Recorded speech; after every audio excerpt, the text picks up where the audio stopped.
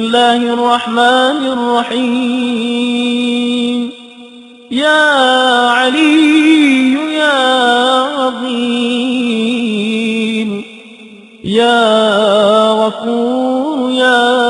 رحيم أنت الرب العظيم الذي ليس كمثله شيء وهو السميع البصير وهذا شهر عظمته وكرمته وشرفته وفضلته على الشهور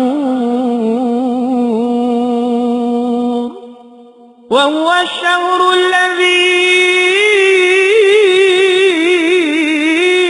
فرضت صيامه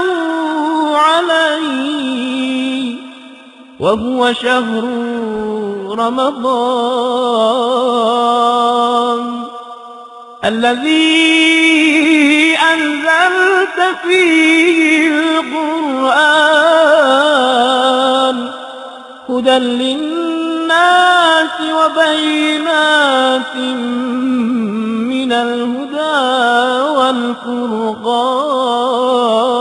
والفرقان وجعلت فيه ليلة القدر وجعلتها خيرا من 1000 شهر فيا ذا المن ولا يمن عليك من علي بفكاك رقبتي من النار في من تمن علي وأدخلني الجنة برحمتك يا